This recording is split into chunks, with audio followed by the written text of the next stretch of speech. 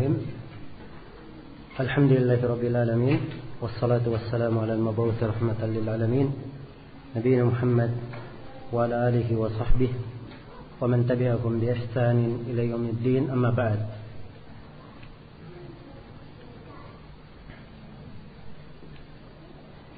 Baik, masih berkaitan dengan pokok sunnah yang pertama yang disebut oleh Al-Imam Sufyan ibn Uyainah, yaitu isbatul qadar, penetapan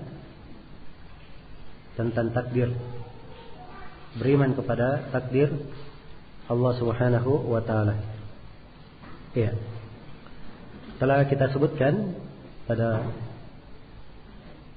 pembahasan sebelumnya 7 landasan pokok dalam keimanan kepada takdir Allah Subhanahu wa taala. Yang dengan 7 landasan itu seorang dikatakan benar keimanannya kepada takdir Allah Subhanahu wa taala. Iya. Dan perlu diketahui bahwa pembahasan seputar takdir ini adalah pembahasan yang banyak dari manusia, sejumlah dari tawaif keliru dan menyimpang di dalamnya. Dan ini perlu kita ambil sebagai pelajaran dan kita renungi apa sebab-sebab yang menyebabkan mereka keliru dan jatuh di dalam kesesatan berkaitan dengan masalah takdir. Ada beberapa sebab pokok berkaitan dengan hal ini yang merupakan sumber pemicu kenapa seorang itu jatuh menyimpang dalam pembahasan takdir. Sebab yang pertama adalah mengkiaskan perbuatan Allah Subhanahu wa taala dengan perbuatan makhluk. Iya. Ini sebab yang pertama. Ketika seorang mengkiaskan, menyamakan perbuatan Allah dengan perbuatan makhluk, dia pasti akan menyimpang dalam pembahasan takdir. Karena dia akan menganggap apa yang baik untuk makhluk berarti itu baik pula bagi Allah. Apa yang tidak baik bagi makhluk, maka itu tidak baik pula bagi Allah Subhanahu wa taala. Dan ini yang menyebabkan orang-orang Qadariyah menyimpang. Kaum Mu'tazilah misalnya, mereka berkata bahwa orang yang berzina, perbuatan zina yang dia lakukan itu perbuatannya sendiri, ciptaannya sendiri, kehendaknya sendiri. Perhatikan, ciptaannya sendiri, kehendaknya sendiri. Iya. Mereka keluarkan perbuatannya dari kehendak Allah dan ciptaan Allah. Dan ini menyimpang di pembahasan takdir. Karena telah kita sebutkan dari pokok keimanan kepada takdir, kita wajib mengimani bahwa segala yang ditakdirkan Allah menghendakinya. Dan telah kita terangkan pula dari pokok yang keempat dari keimanan kepada takdir, bahwa segala yang ditakdirkan atau apa yang ditakdirkan itu Allah yang menciptakannya. Maka kaum Mu'tazilah menyelisihi 2 dasar pokok ini. Ia keliru, jatuh di dalam kesesatan. Kenapa? Karena dia kiaskan perbuatan makhluk dengan apa? Perbuatan Allah. Mereka katakan bahwa si makhluk ini berbuat zina, ini adalah perbuatan jelek. Dan perbuatan jelek tidak boleh disandarkan kepada Allah. Perhatikannya, bahasanya bagus, tapi isinya adalah penyimpangan. Karena itu saya nasihati supaya berhati-hati dengan bahasa orang-orang yang keliru. Kadang dia memakai kalimat-kalimat yang bagus, memikau, tapi hakikatnya adalah hal yang menyelisihi ketentuan syariat. Iya. Sumber penyimpangannya karena dikiaskan perbuatan makhluk dengan perbuatan apa? Perbuatan Allah. Padahal Allah laisa kamitslihi syai', tidak serupa dengan suatu apapun. Iya. Dan tidak boleh seorang itu menisbatkan kejelekan bagi Allah. Sebagaimana dalam hadits wasyarru laisa ilaik, dan kejelekan itu tidaklah kembali kepada engkau ya Allah. Tidak ada kejelekan dinisbatkan kepada Allah, kepada perbuatan Allah. Karena telah kita terangkan di dasar keimanan, dasar pokok yang ke-6, bahwa seluruh takdir Allah ada hikmahnya. Semua perbuatan Allah dalam menakdirkan semuanya adalah baik. Semuanya adalah baik. Iya.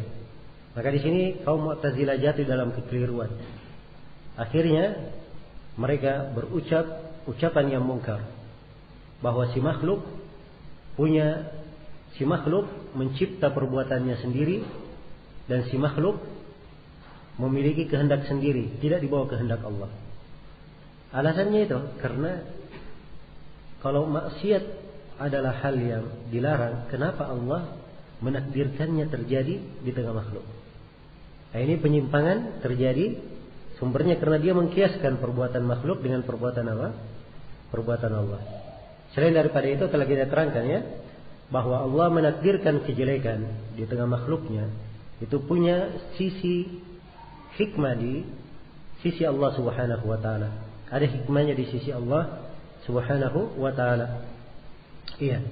Dari sisi perbuatan zina itu jelek, itu adalah hal yang jelek dan telah dilarang di dalam Al-Qur'an, wala taqrabuz zina, jangan kalian dekati zina. Iya. Tapi ditakdirkan itu terjadi, ada hikmahnya di sisi Allah sebagai ujian dan cobaan. Sebagai ujian dan cobaan. Liyabluwakum ayyukum ahsanu amala, untuk menguji kalian siapa yang paling baik amalannya. Maka ini diantara hikmahnya yang diterangkan di dalam Al-Quranul Karim. Iya. Karena itu hati-hati dalam mengkiaskan. Iya. Jangan menyerupakan apa yang dilakukan oleh Allah sama dengan perbuatan apa? Perbuatan makhluk.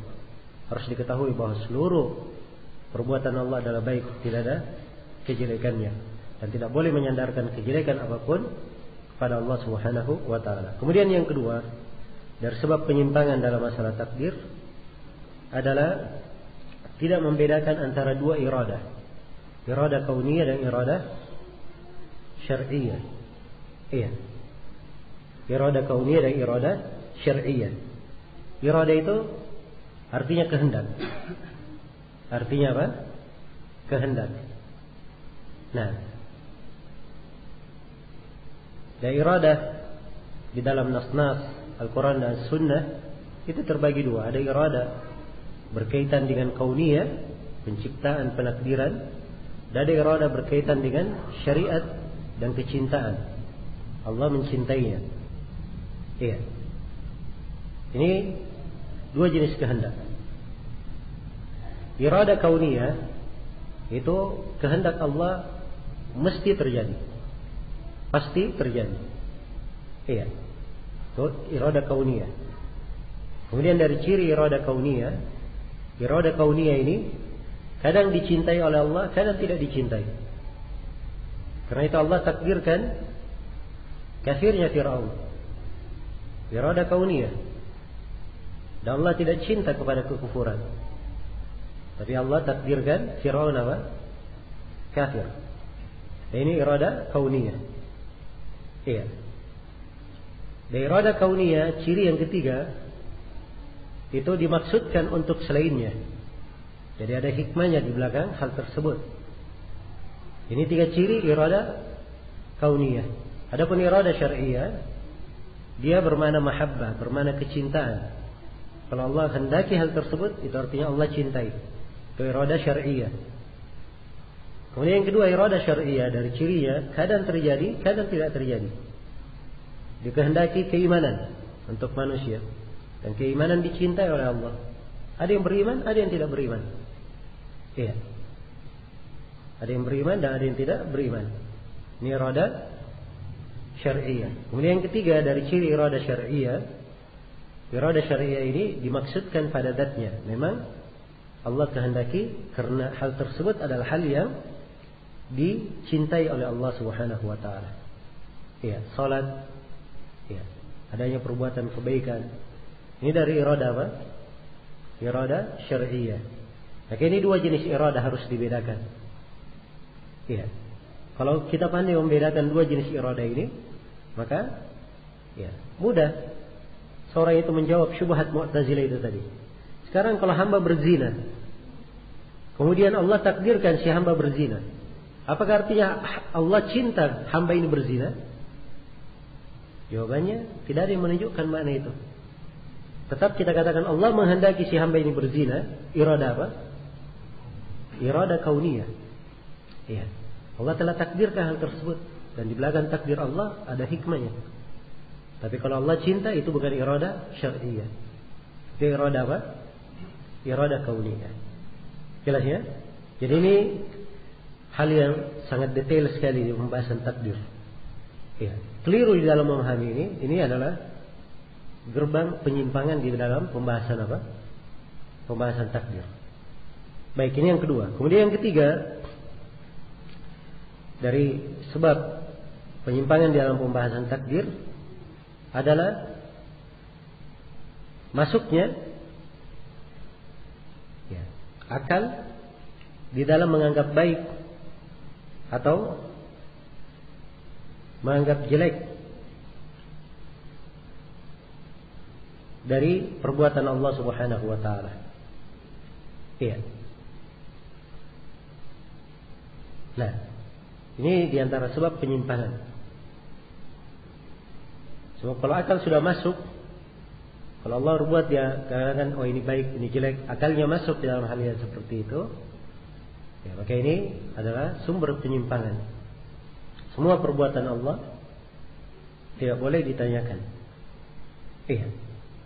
Allah Subhanahu wa taala melakukan apa yang Dia kehendaki. Dan seluruh perbuatan Allah adalah baik. Tidak ada kejelekan yang disandarkan pada Allah. Dan berkaitan dengan masalah akal di dalam menghukumi sesuatu itu baik atau tidak, sini ada dua kelompok menyimpang. Sebagaimana yang menyimpan dalam pembahasan takdir ada dua kelompok. Ada sebagian yang berkata bahwa akal itu masuk memberi hukum. Apa yang dianggap baik oleh akal itulah yang baik. Apa yang dianggap jelek oleh akal itulah yang dianggap jelek. Dan ini menyimpang dari kalangan Mu'tazilah. Yang kedua yang mengatakan bahwa akal itu tidak ada sangkut pautnya dengan hal yang dianggap baik atau dianggap jelek. Semuanya sesuai dengan syariat. Syariat menganggap baik itulah baik. Syariat menganggap jelek itu jelek, itulah jelek. Dan akal tidak ada urusannya di dalam hal ini. Nah, ini pendapat kaum Jabriyah. Ya, dan perhatikannya ucapan kaum Jabriyah, zahirnya manis. Ya, yang baik adalah apa yang dianggap baik oleh apa? Syariat. Yang jelek adalah apa yang dianggap jelek oleh syariat. Zahirnya manis. Tapi maksud mereka akal tidak punya andil di dalam hal yang seperti itu. Iya, dan ini penyimpangan kaum Jabriyah.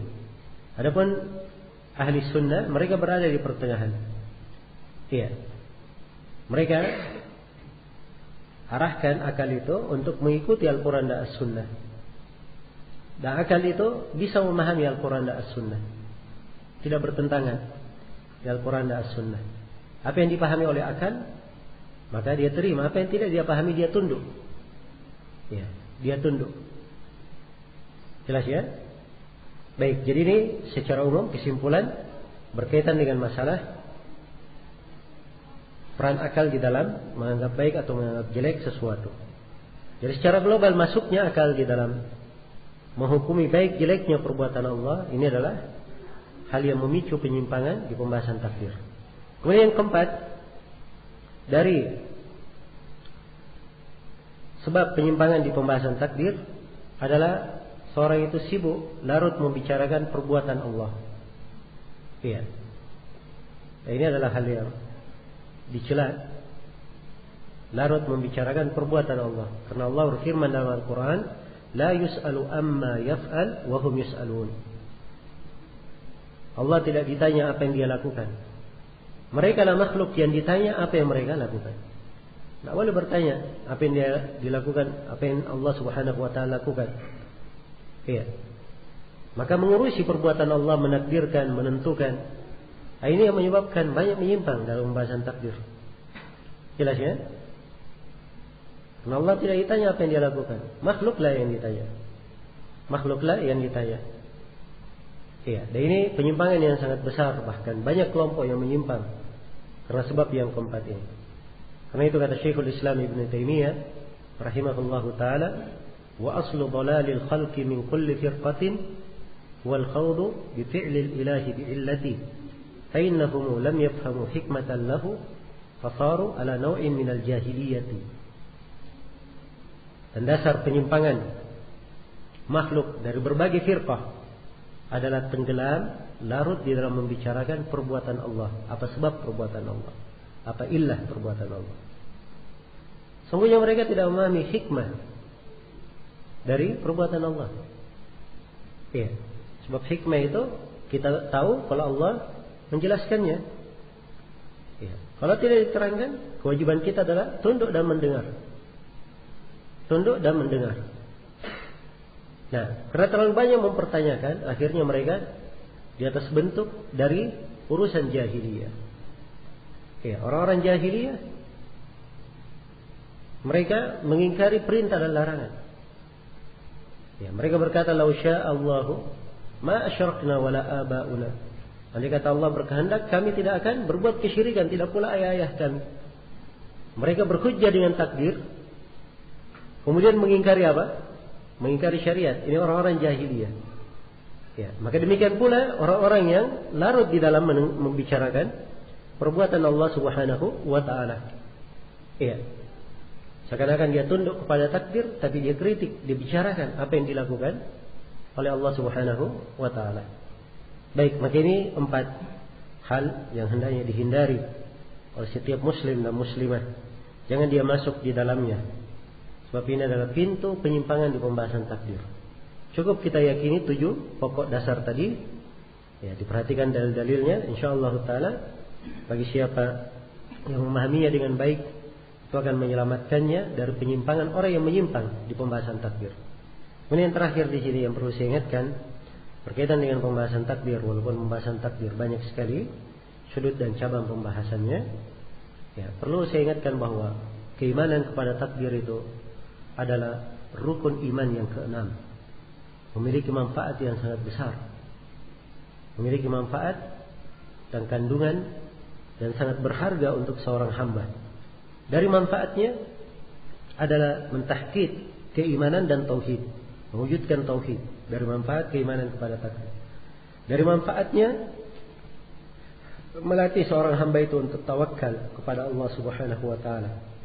Dari manfaat keimanan kepada takdir akan memberikan ketenangan hidup bagi seorang hamba. Iya. Sebab dia tahu segala sesuatu telah ditakdirkan. Iya. Kalau itu baik untuknya, sudah ditakdirkan, ya, maka tak lari gunung dikejar. Kalau memang sudah ditakdirkan, ya itu akan dia dapatkan.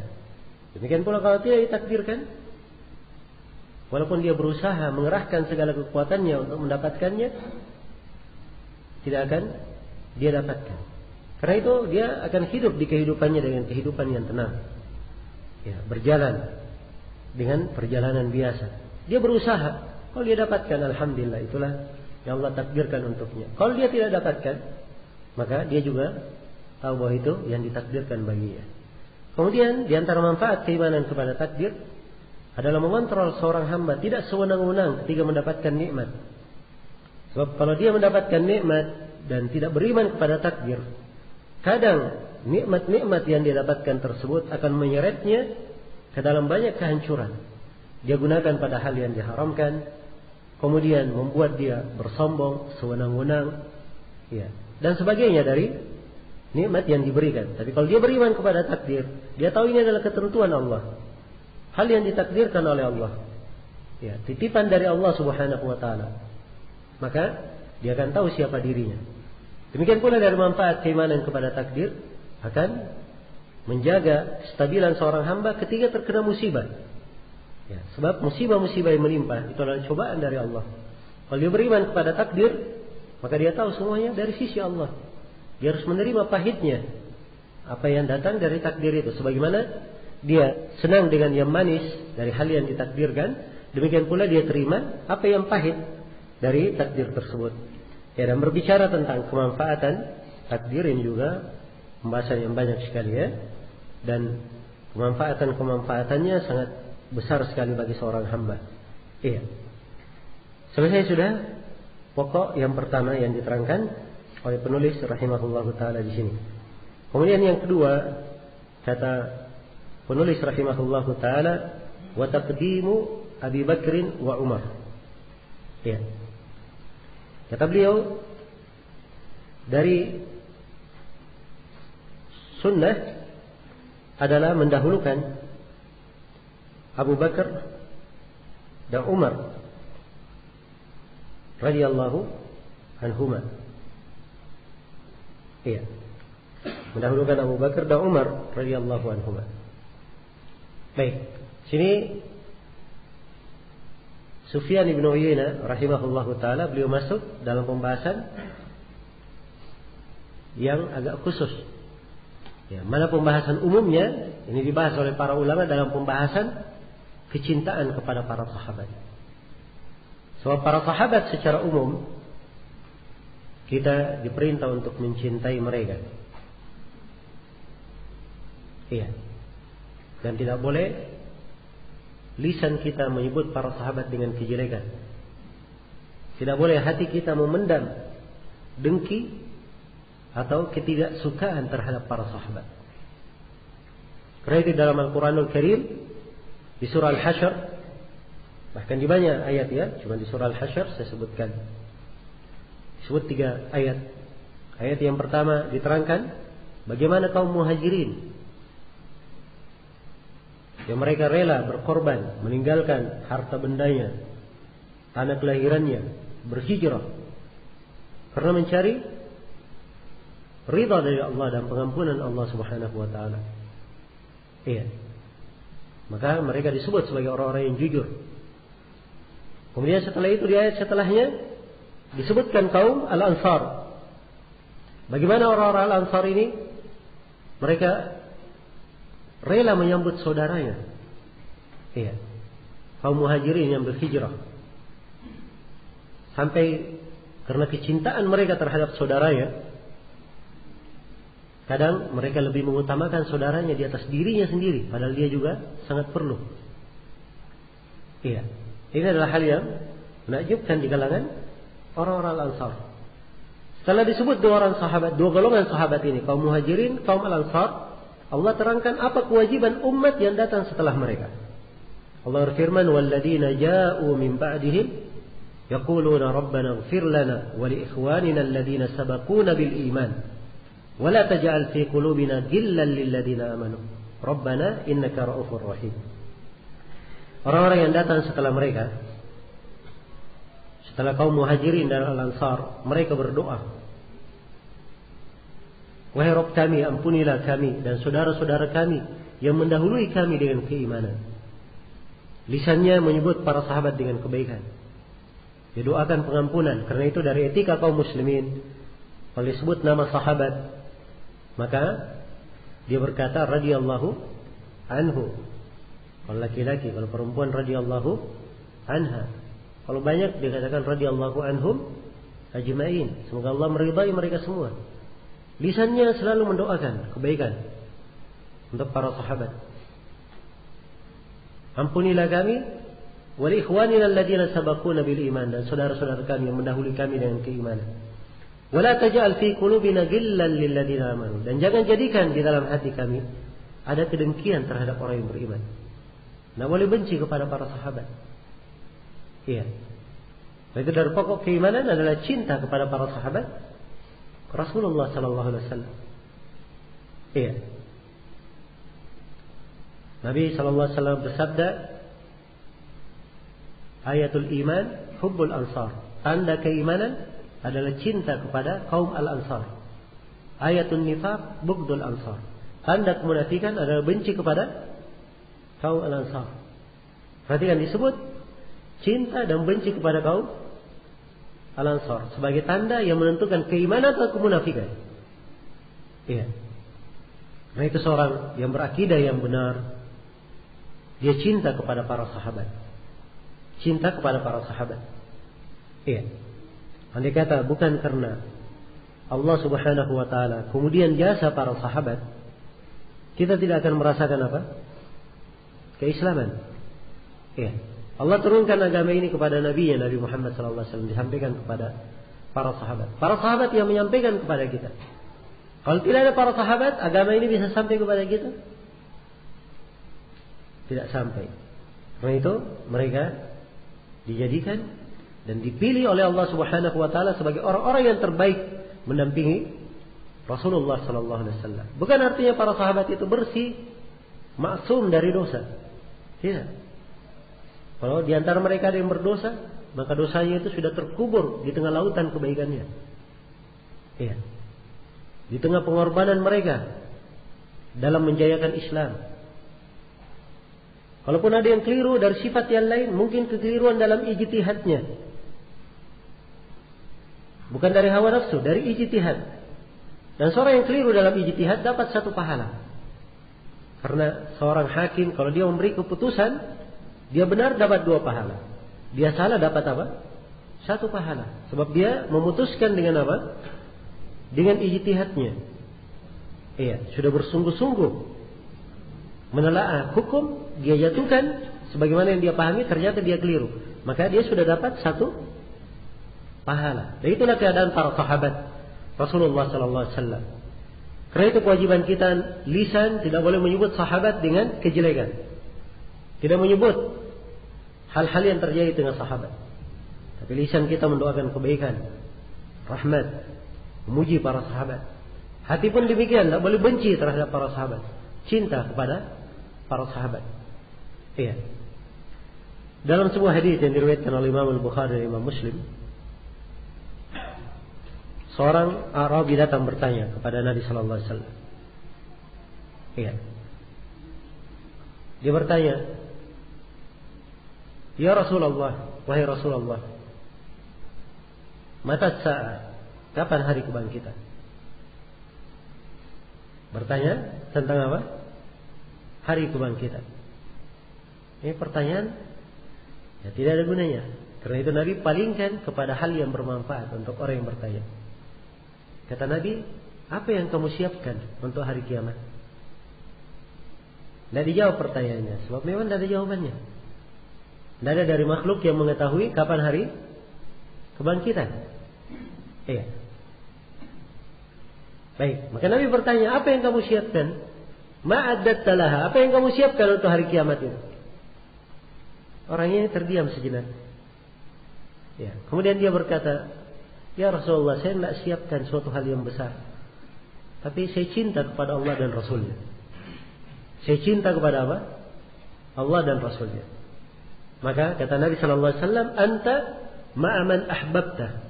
Engkau nanti akan dikumpulkan bersama siapa yang kamu cintai. Iya. Karena dia cinta kepada Rasulnya, dia akan dikumpulkan bersama siapa? Rasulullah sallallahu alaihi wasallam. Anas bin Malik yang meriwayatkan hadis ini berkata bahwa saya tidak pernah bergembira semenjak masuk Islam, kegembiraan yang lebih besar melebihi kegembiraan ketika mendengar hadis ini. Jadi beliau bergembira sangat besar 2 kali. Pertama ketika masuk Islam, yang kedua ketika mendengar hadis ini. Maka kata Anas, saya pun gembira dengan hadis ini. Saya cinta kepada Abu Bakar, cinta kepada Umar. Ya. Saya cinta kepada Rasulullah, cinta kepada Abu Bakar, cinta kepada Umar. Saya berharap dikumpulkan bersama mereka, walaupun saya tidak beramal seperti amalan apa? Amalan mereka. Ya. Karena itulah orang yang cinta kepada para sahabat Nabi sallallahu alaihi wasallam. Ya. Mereka ini adalah orang-orang yang dijamin dengan surga. Ya. Dengan jaminan umum di dalam Al-Quranul Karim. Karena itu cinta kepada mereka, itu artinya kita cinta dikumpulkan bersama mereka. Dikumpulkan bersama mereka. Maka ini kecintaan yang seperti ini pembahasan akidah. Hanya dipupuk ya dengan baik. Kita banyak membaca sirah Nabi, perjalanan hidup Nabi, perjalanan hidup para sahabat, bagaimana suri teladan hidup mereka, sehingga kita cinta kepada Nabi dan para sahabatnya. Nah, berbeda dengan orang sekarang ini ya. Kecintaannya kepada selain Nabi dan selain para sahabatnya. Ya, kepada anak dan istri itu wajar, biasalah. Ya, Walaupun sebagian orang berlebihan. Tapi banyak orang, ya, kalau ditanya nama-nama pesepak bola hafal semua namanya. Dari luput. Mau tanya dari klub mana hafal semua namanya. Tapi tanya tentang siapa 10 sahabat yang dijamin masuk surga, belum tentu dia paham. Jangankan itu, siapa khulafa ar-rasyidin, belum tentu dia mengerti. Ya. Dan ini dari hal yang sangat keliru pada seorang muslim dan muslimah. Baik. Dari sini Sufyan ibnu Uyainah rahimahullahu taala, beliau menjelaskan dari pokok keimanan mendahulukan Abu Bakar dan siapa? Umar. Maksudnya mendahulukan Abu Bakar dan Umar di atas seluruh sahabat. Dalam hal keutamaan dan dalam hal kekhilafaan. Dua hal. Iya. Karena Abu Bakar dan Umar ini dua orang sahabat yang telah dijamin masuk surga. Dua orang sahabat yang merupakan pemimpin. Dua orang pemimpin penduduk surga. Iya. Dua orang pemimpin penduduk surga. Sebagaimana syah di dalam sejumlah hadis. Abu Bakar dan Umar keduanya memiliki keutamaan-keutamaan yang ditulis, iya, oleh para ulama di berbagai buku hadis. Keutamaan-keutamaan yang sangat besar. Dan sepakat para sahabat bahwa Abu Bakar adalah yang terbaik di tengah umat ini, kemudian Umar. Dari sisi keutamaan, dari sisi khilafah pun demikian. Karena itu para sahabat bersepakat membaiat Abu Bakar setelah Rasulullah meninggal. Dan setelah Abu Bakar meninggal, Abu Bakar menyerahkan kekuasaan kepada Umar. Para sahabat tidak ada yang berselisih menerima kekhilafaan Umar. Iya. Karena itu bisa dipahami di sini sisi pentingnya. Kenapa penulis mengatakan dari pokok sunnah mendahulukan Abu Bakar dan siapa? Dan Umar. Sebab artinya siapa yang menyelisihi ini, itu artinya dia menyelisihi kesepakatan para sahabat. Dan ingat, menyelisihi kesepakatan para sahabat, hukumnya apa? Itu kesesatan yang nyata. Yang kita sebutkan tadi ayatnya, nuwallihi ma tawalla wa nuslihi jahannam wa sa'at masira. Iya, kami biarkan dia larut di dalam kesesatannya dan kami masukkan dia ke dalam neraka jahannam, dan itu adalah sejelek-jelek tempat kembali. Nah, dan telah menyimpang dalam pembahasan ini orang-orang Syiah Rafidah. Kelompok Syiah Rafidah yang mengkafirkan apa? Para sahabat Rasulullah sallallahu alaihi wasallam. Kecuali beberapa sahabat saja. Sebagian riwayat mereka hanya 3 yang diperkecualikan. Sebagian riwayatnya 6 orang saja. Sebagiannya 7. 7 yang paling banyaknya. Yang lainnya dianggap kafir. Ya, dan yang paling mereka kafirkan adalah Abu Bakar dan Umar. Kelompok Syiah Rafidah ini. Ya, sampai mereka memiliki wirid-wirid doa-doa yang dibaca mendoakan laknat terhadap apa? Abu Bakar dan Umar. Dan dari keyakinan mereka bahwa para imam Syiah nanti di akhir zaman sebelum hari kebangkitan itu akan dihidupkan, dikeluarkan dari kuburnya. Abu Bakar dan Umar akan dikeluarkan dari kuburnya. Ini sebelum hari kiamat. Kemudian imam-imam Syiah menuntut balas kepada Abu Bakar dan Umar serta orang-orang yang mereka anggap sebagai musuh-musuh kaum Syiah. Iya. Dan penyimpangan kaum Syiah dalam hal ini adalah hal yang sangat banyak sekali dalam buku-buku mereka. Iya. Karena itu ini dari pembahasan dari sunnah disebutkan oleh para ulama dari masa dahulu. Ya, dari masa Sufyan ibnu Uyainah rahimahullahu taala, dan beliau ini semasa dengan Imam Malik. Beliau sudah menyebutkan ini dari pokok sunnah, dari pokok akidah Islam yang wajib untuk dipegang. Baik. Demikian secara ringkas pembahasan tentang para sahabat dan mendahulukan Abu Bakar dan Umar. Ya. Kemudian yang ketiga dari pokok sunnah yang disebut oleh Sufyan ibnu Uyainah rahimahullah adalah wal haudu, beriman tentang adanya telaga. Iya. Beriman akan adanya apa? Telaga pada hari kiamat. Nah, keimanan akan adanya telaga pada hari kiamat ini dari pokok keimanan ahli sunnah wal jamaah. Karena keimanan akan adanya telaga pada hari kiamat adalah hal yang ditunjukkan dalam dalil Al-Quran dan dalam sunnah Nabi Sallallahu Alaihi Wasallam. Walaupun dalilnya dalam ayat Al-Quran mengandung kemungkinan ya, yaitu pada ayat Inna a'tainakal kautsar, kami memberikan kepada engkau Nabi Muhammad Al-Kautsar. Ya, Al-Kautsar. Kalangan para ulama ada yang menafsirkannya telaga di padang mahsyar. Walaupun dalam hadis riwayat Bukhari dan Muslim atau dalam hadis riwayat Muslim disebutkan bahwa Al-Kautsar ini adalah telaga di dalam surga. Tapi dalam beberapa jalur periwayatan telaga disebutkan bahwa telaga yang berada di padang mahsyar itu airnya ya diambil atau mengalir dari air yang berasal dari mana? Dari Al-Kautsar, dari telaga yang berada di surga. Karena itu keimanan terhadap telaga itu bisa diambil dari ayat ini. Ya. Adapun hadis-hadis Nabi Sallallahu Alaihi Wasallam jumlahnya mutawatir yang menerangkan tentang keberadaan telaga pada hari kiamat. Dalam hadis riwayat Bukhari dan Muslim saja hampir 10 orang sahabat yang meriwayatkan. Ditambah di luar riwayat Bukhari dan Muslim, sebagian ulama ada yang menyebut sekitar 50 hadis. Ada yang menyebut 70 hadis, 70 sahabat yang meriwayatkan. Iya. Ini riwayat yang mutawatir, tidak ada keraguan bahwa Rasulullah sallallahu alaihi wasallam itu memiliki telaga pada hari kiamat. Demikian pula para nabi dan para rasul. Mereka memiliki telaga. Setiap nabi ada telaganya masing-masing. Ada telaganya masing-masing. Iya. Dan keberadaan telaga ini untuk para nabi adalah bukti yang menguatkan kenabian mereka. Sebab pada hari kiamat setiap umat dikumpulkan bersama nabinya. Kalau dia ingin minum dari telaga, tidak boleh minum kecuali dari telaga nabinya masing-masing. Nah, dan disitulah ditampakkan kebenaran para nabi dan para rasul. Tampak kebenaran mereka. Iya. Nah ini dari cakupan firman Allah Subhanahu wa taala, "Inna lanansuru rusulana walladzina amanu fil hayatid dunya wa yawma yaqumul ashhad." Sungguhnya kami menolong para rasul kami yang orang-orang yang beriman di kehidupan dunia dan di kehidupan tatkala saksi berdiri memberi persaksian, yaitu pada hari kiamat. Para rasul ditolong di dunia dan di akhirat. Iya. Maka mereka memiliki telaga masing-masing. Nah, yang penting kita imani berkaitan dengan telaga di sini. Iya. Di mana setiap umat akan minum dari telaganya, telaga nabinya masing-masing. Telaga nabinya masing-masing.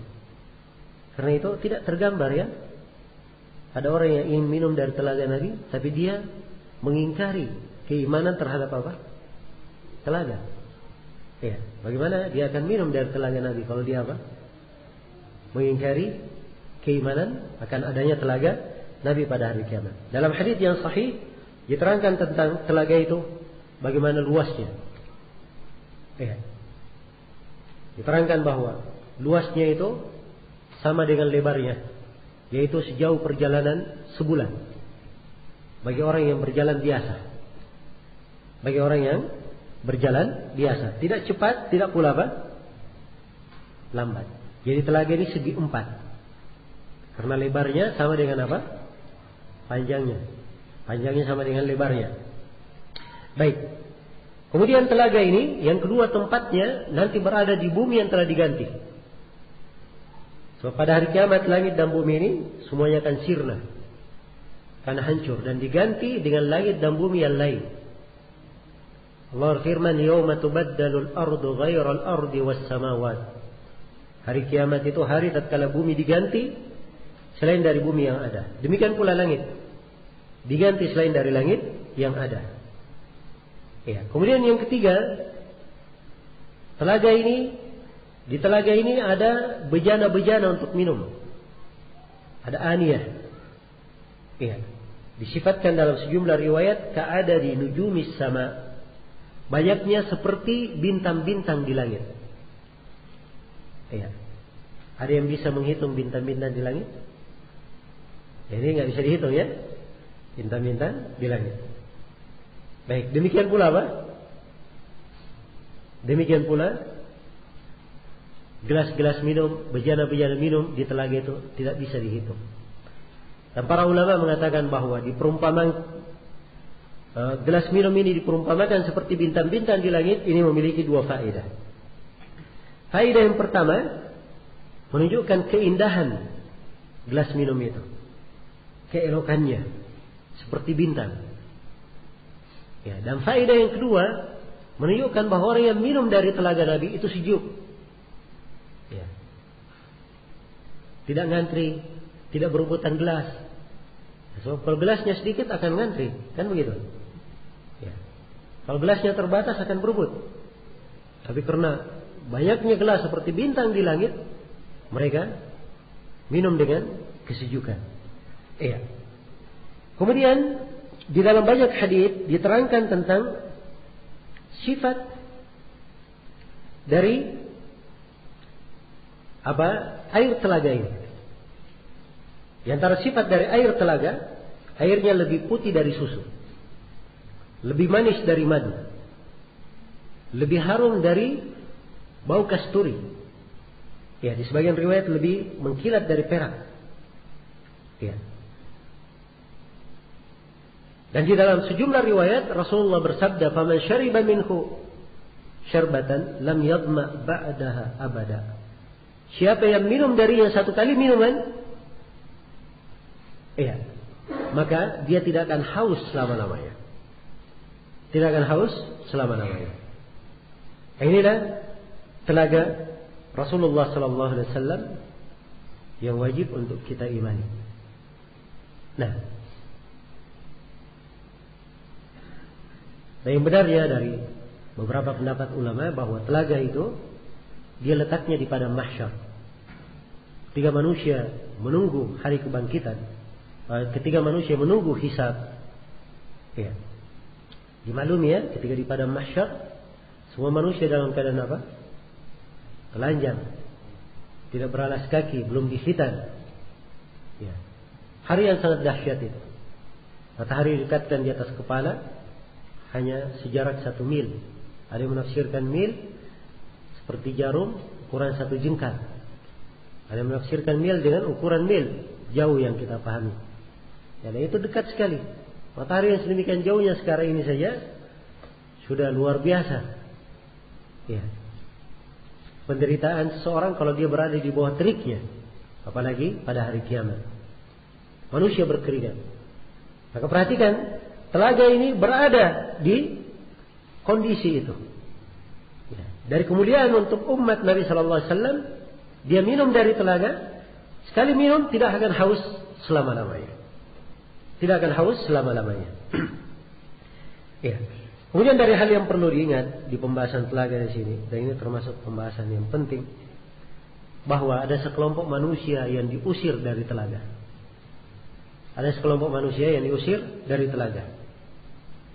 Dan diusir dari telaga ini secara global terbagi dua. Yang pertama adalah siapa yang bukan umat Islam. Ya, karena setiap umat ikut kepada nabinya masing-masing. Ikut kepada nabinya masing-masing. Kemudian yang kedua yang terusir dari telaga adalah mereka yang dikatakan di dalam hadis, innaka la tadri ma ahdatsu ba'daka. Sungguhnya engkau tidak mengetahui apa yang mereka adakan setelahmu. Jadi ketika Nabi sallallahu alaihi wasallam melihat sekelompok manusia, beliau berkata, ashabi ashabi. Ya, sahabatku sahabatku. Ya, dalam sebagian riwayat umatku umatku. Maka dikatakan kepada Nabi, innaka la tadri ma ahdatsu ba'daka. Sungguhnya engkau Nabi Muhammad tidak mengetahui apa yang mereka adakan setelahmu. Iya. Jadi mereka merubah. Dan yang mengada-adakan di sini orang yang murtad masuk nomor 1. Iya. Demikian pula pelaku bid'ah.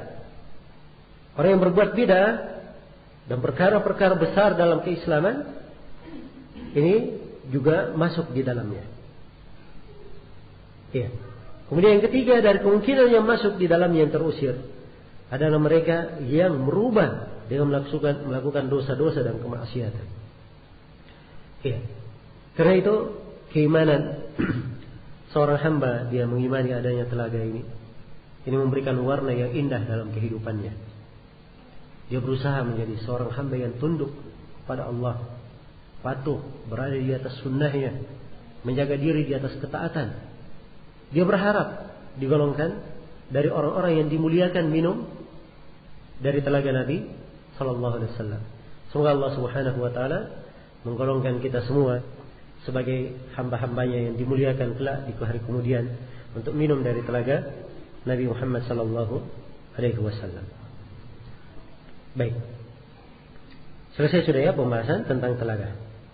Kemudian pembahasan berikutnya,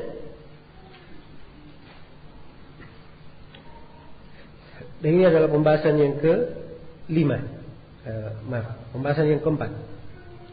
Kata beliau wasyafa'ah dan syafaat. Iya.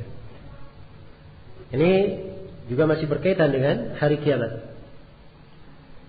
Nah, syafaat itu secara bahasa adalah lawan dari ganjil. Lawan dari ganjil apa? Genap ya? Ya. Kenapa dikatakan syafaat? Karena dia sendiri dibantu oleh kawannya berdua, dia menjadi lebih kuat. Ya. Makanya syafaat ini diartikan bantuan. Diartikan bantuan. Iya. Ini makna syafaat secara bahasa. Dari sisi istilah tidak keluar dari makna bahasa ini. Karena itu para ulama mendefinisikan syafaat bahwa syafaat adalah at-tawassutu lil ghairi li jalbi maslahatin aw daf'i madarratin. Syafaat adalah menjadi perantara untuk orang lain untuk memberi maslahat bagi orang ini atau menolak bahaya dari orang tersebut. Jelas ya? Di pembahasan syafaat yang penting kita perhatikan, ya. Rasulullah sallallahu alaihi wasallam menyebut tentang asy-syafa'atul uzma, syafaat yang terbesar pada hari kiamat. Iya. Apa syafaat yang terbesar itu? Kenapa dikatakan syafaatul uzma? Syafaat yang paling agung, paling besar. Sebab syafaat ini tidak ada yang berani memintanya kecuali siapa? Nabi Muhammad sallallahu alaihi wasallam. Ya, kejadiannya panjang ya di hadits riwayat Bukhari dan Muslim. Dikisahkan bagaimana ketika manusia berada di padang mahsyar. Hari penantian yang sangat dahsyat itu, penuh dengan prahara. Bayangkan di dalam penantian hari kiamat. Di Al-Quranul Karim disebut satu hari di hari kiamat ada yang seperti 1000 tahun. Ada yang satu hari seperti 50.000 tahun. Ini satu hari saja 12 jam kita sudah luar biasa. Satu hari 1000 tahun. Penantian yang sangat lama sekali. Di kondisi matahari dekatkan sedemikian rupa. Iya. Manusia datang kepada para nabi. Mendatangi Nabi Adam. Nabi Adam menyebutkan kesalahannya. Dan ia berkata bahwa Allah murka pada hari ini dengan kemurkaan. Ya Allah tidak pernah murka semisal itu sebelumnya. Dan tidak akan murka seperti itu setelahnya. Dan kata Nabi Adam, saya pernah berbuat dosa. Dia sebut dosanya. Kemudian dia berkata, nafsi, nafsi, nafsi, diriku, diriku, diriku. Pergilah kalian kepada Nabi Nuh. Pergi manusia kepada Nabi Nuh. Nabi Nuh juga mengutarakan alasannya. Dia hanya berpikir, diriku, diriku, diriku. Ya. Mereka datangi Nabi Ibrahim, Nabi Musa, Nabi Isa. Semuanya berkata apa? Diriku, diriku, diriku. Subhanallah. Para nabi saja, orang-orang yang paling dekat kepada Allah, yang paling dicintai oleh Allah, hanya memikirkan apa? Dirinya masing-masing. Ini bisa digambarkan betapa dahsyatnya hari. Iya. Maka terakhir mereka mendatangi Nabi Muhammad. Maka Nabi Muhammad pun berkata, Analah. Memang sayalah yang diperuntukkan untuk hal itu. Maka berdirilah Nabi Muhammad sallallahu alaihi wasallam. Kemudian beliau bersujud di bawah arsy Allah Subhanahu wa taala. Ya, kemudian Nabi Muhammad memuji Allah dengan pujian-pujian. Ya, ini perhatikan ya bagaimana etika beribadah itu. Dia mohon kepada Allah, dia dahulukan dengan amalan-amalan kebaikan, dengan ketaatan, pujian-pujian. Ya, karena itu kadang sebagian orang berdoa tidak dikabulkan. Yang ini mungkin dia perlu periksa dirinya sendiri. Ya. Jelas ya? Maka Nabi Muhammad memuji Allah Subhanahu wa taala dengan pujian-pujian. Kata beliau di dalam haditsnya, dibukakan untukku mahamid, pujian-pujian yang pada hari ini aku belum pandai mengucapkannya. Iya. Ini pujian khusus dibukakan sehingga beliau mampu memuji Allah dengan pujian yang sedemikian rupa. Maka Allah berfirman kepada nabinya, "Ya Muhammad, irfa' ra'sak." Wahai Muhammad, angkatlah kepalamu. Wa qul yusma'. Berucaplah engkau akan didengar. Wasal tu'ta. Bermohonlah engkau akan diberi. Washfa' tushaffa'. Beri syafaat, engkau akan diizinkan memberi syafaat. Nah, inilah disebut syafaatul udma. Maka Nabi Muhammad memohon supaya hisab dipersegera. Barulah mulai datang hisab. Dari kejadian setelah itu yang disebut dalam Al-Quran. Waji'a yawma idin bi jahannam. Yawma idin atau disebutkan di dalam ayat sebelumnya. Waja'a rabbuka wal malaku saffan saffa. Datanglah Rabbmu dan para malaikat bersaf-saf. Ini mulai hisab sudah. Allah datang disertai seluruh malaikatnya. Malaikat bersaf-saf datangnya. Waji'a yawma idin bi jahannam. Dan didatangkan neraka jahannam. Iya, disebutkan dalam hadis riwayat Muslim, neraka jahannam didatangkan diikat dengan 70.000 tali. Setiap tali ditarik oleh 70.000 malaikat. Dari kejauhan, iya, disebut dalam Al-Quran bagaimana neraka jahannam itu. Idza ra'atkum min makanin ba'idin sami'u laha taghayyudan wa zafira. Kalau neraka jahannam ini sudah melihat mereka dari kejauhan, terdengar ya, kemarahan dan golakan yang sangat menyala-nyala di dalam neraka tersebut. Iya. Inilah mulai hisab. Disitulah dibagikan catatan-catatan amalan, kemudian dihisab. Iya. Dari amalan-amalan manusia itu. Baik. Jadi sekali lagi syafaat di sini pembahasan kita dalam pembahasan syafaat. Iya. Jadi ini disebut dengan syafaatul udma. Jadi tampak dari penyebutan kisah syafaat tadi bahwa yang memiliki syafaat itu adalah Allah Subhanahu wa taala. Nabi Muhammad hanyalah perantara untuk manusia memohon kepada siapa? Memohon kepada Allah Subhanahu wa taala. Iya, beliau hanya perantara. Jelas ya? Karena itu kalau dikatakan Nabi pemberi syafaat, itu maksudnya Nabi adalah yang memohon syafaat kepada Allah Subhanahu wa ta'ala. Demikian maksudnya. Baik. Dan kita wajib mengimani tentang adanya syafaat. Syafaatul udma dan syafaat yang lainnya. Ya, sebab syafaat pada hari kiamat ada beberapa macam syafaat. Ada beberapa syafaat khusus untuk Nabi Muhammad. Dan ada syafaat bersyirikat di dalamnya para nabi yang lainnya. Orang-orang yang salih, orang-orang yang mati syahid juga memberi syafaat dalam hal itu. Saya akan sebutkan di sini 8 jenis syafaat. Ya. Yang pertama dari jenis syafaat adalah syafaatul udma. Itu yang kita sudah terangkan tadi ya. Syafaat yang itu khusus untuk Nabi Muhammad. Syafaat yang kedua dan ini masih khusus untuk Nabi Muhammad adalah beliau memberi syafaat untuk pamannya Abu Talib. Abu Talib tadinya di neraka lapisan paling bawah. Iya. Karena Abu Talib ini mengerti kebenaran Nabi Muhammad. Mengerti kebenaran Nabi Muhammad. Karena itu di kehidupannya Abu Talib mendukung Nabi Muhammad. Ya.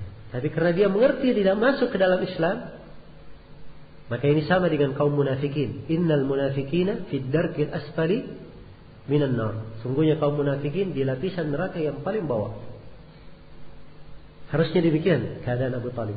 Tapi dengan syafaat Nabi, Abu Talib dijadikan sebagai manusia yang paling ringan siksaannya dalam neraka. Iya.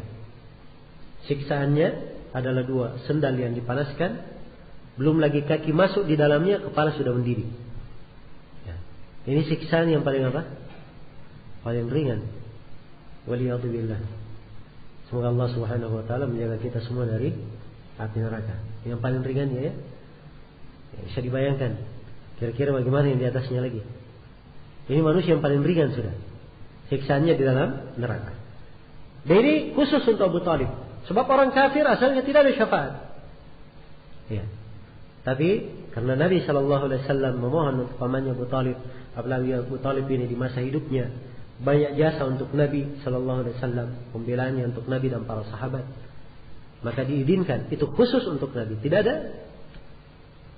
diberikan untuk selain Nabi. Yang ketiga, dari syafaat khusus untuk Nabi adalah syafaat supaya penduduk sorga masuk ke dalam sorga. Karena sorga itu tidak akan dibuka kecuali kalau Nabi Muhammad yang meminta supaya dibuka pintu sorga. Iya. Maka ini syafaat yang ketiga. Syafaat yang keempat,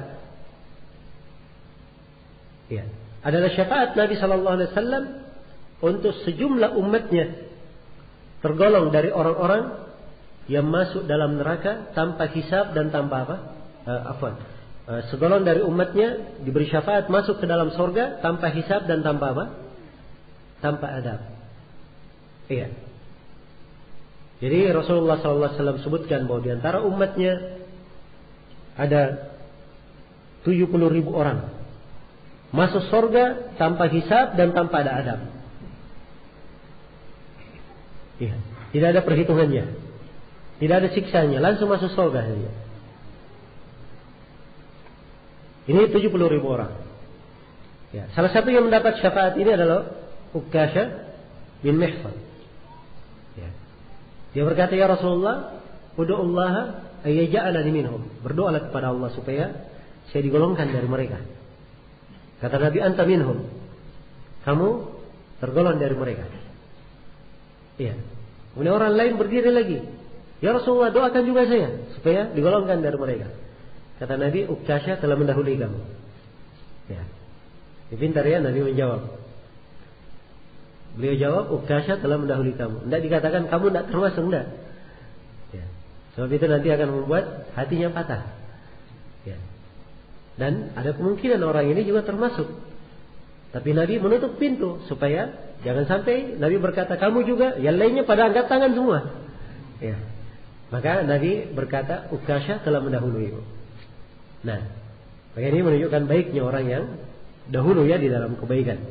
Orang yang pertama di dalam apa? Kebaikan. Dan ini syafaat jenis yang keempat. Yang keempat ini ada silam pendapat di kalangan ulama. Apakah dia khusus untuk Nabi Sallallahu Alaihi Wasallam ataukah juga berlaku bagi yang lainnya? Jelas ya? Syafaat yang kelima, dan ini berlaku umum syafaat ini, adalah syafaat untuk penduduk sorga supaya derajatnya lebih ditinggikan. Dia sudah berada di sorga, tapi dengan syafaat ditinggikan derajatnya, dilebihkan. Iya, derajatnya. Nah, karena Nabi Sallallahu Alaihi Wasallam mendoakan Abu Salamah, beliau berkata, Allahumma gfir li Abi Salamah warfa' darajatahu fil mahdiyin. Allahumma gfir lahu Allahumma gfir lana wa lahu ya rabbal alamin.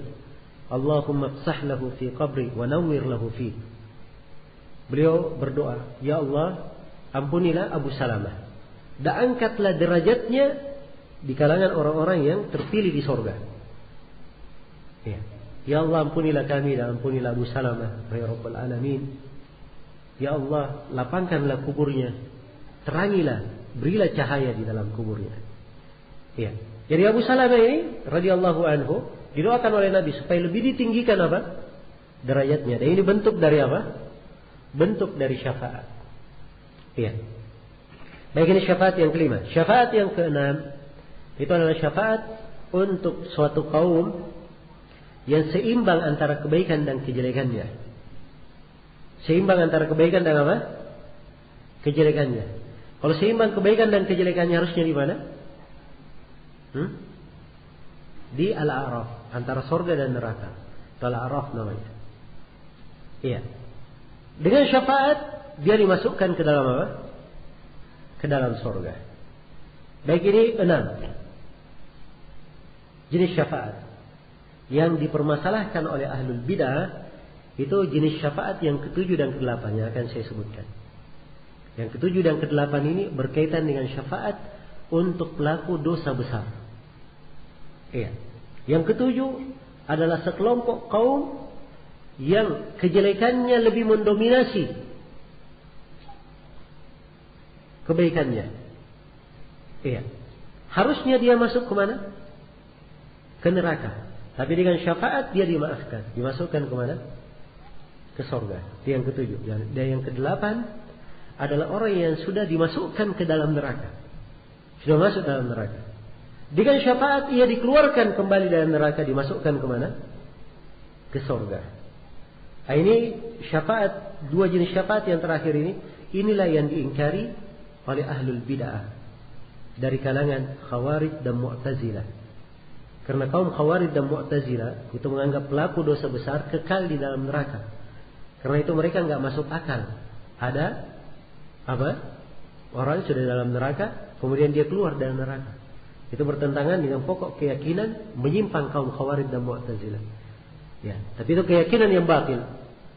Menyelisihi hadits-hadits yang mutawatir. Karena Rasulullah sallallahu alaihi wasallam menyebutkan, yakhruju minan nari man qala la ilaha illallah wa fi qalbihi mithqalu sya'iratin min khair. Akan keluar dari neraka orang yang mengucapkan la ilaha illallah dan di hatinya hanya ada sebesar jelai dari kebaikan. Keluar dari neraka. Ya. Kemudian dikatakan lagi akan keluar dari neraka man qala la ilaha illallah wa fi qalbihi mithqalu burratin min khair. Akan keluar dari neraka orang yang berucap la ilaha illallah dan di dalam hatinya ada sebesar gandum dari kebaikan, lebih kecil lagi. Ya.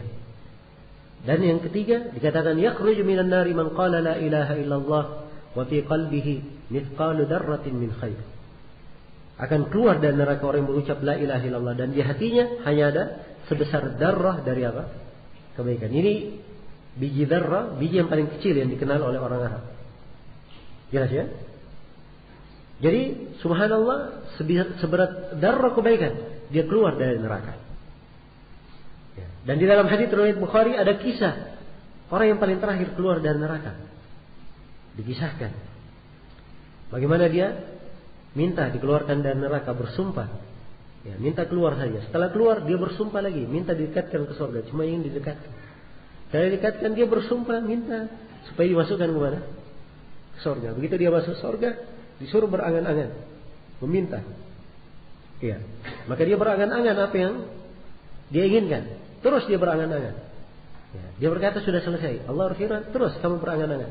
Terus berangan-angan. Sampai habis sudah angan-angan yang bisa diangan-angankan. Ya. Maka Allah berfirman, saya berikan untukmu, aku berikan untukmu 5 kali lipat sebuah riwayat. Dikatakan 10 kali lipat dari apa yang kamu minta. Jelas ya? Nah, ini orang yang terakhir keluar dari neraka. Baik. Maka ini hadits-hadits tegas sekali menunjukkan bahwa ada pelaku dosa besar yang bisa apa? Keluar dari neraka. Dan juga di antara hadits yang tegas sekali tentang syafaat untuk pelaku dosa besar adalah sabda Nabi sallallahu alaihi wasallam dalam hadits riwayat At-Tirmidzi dan selainnya, syafaati li ahli al-kaba'ir min ummati. Syafaatku saya berikan kepada pelaku dosa besar dari umatku. Iya. Baik, ini sekilas berkaitan dengan pembahasan syafaat. Sudah yang keberapa ini? Yang keempat. Kemudian yang kelima, wal mizan, dan timbangan. Iya. Timbangan itu adalah hakiki. Karena diterangkan di dalam Al-Quran, wal waznu yawma idinil haq. Timbangan pada hari itu adalah suatu hal yang benar adanya. Dan diterangkan sifatnya, wa nada'ul mawazin al-qista li yaumil qiyamah fala tudlamu nafsun syai'an wa in kana mithqala habatin min khardalin ataina biha wa kafa bina hasibin. Dan kami letakkan timbangan-timbangan keadilan pada hari kiamat, maka tidak satu jiwa pun yang terzalimi. Jadi letakkan timbangan keadilan dan tidak ada satu jiwa yang terzalimi. Walaupun yang dikerjakan hanya sebiji khardal, biji sawi kecil, dia kerjakan. Allah berfirman, kami datangkan biji itu dan cukuplah kami sebaik-baik yang menghisap. Iya. Maka ada timbangan. Dan di dalam hadits-hadits diterangkan bahwa timbangan itu ada memiliki 2 daun timbangan. Iya. Sebagaimana dalam hadits bitaqah, ditimbang antara kejelekan dan kebaikan. Ya.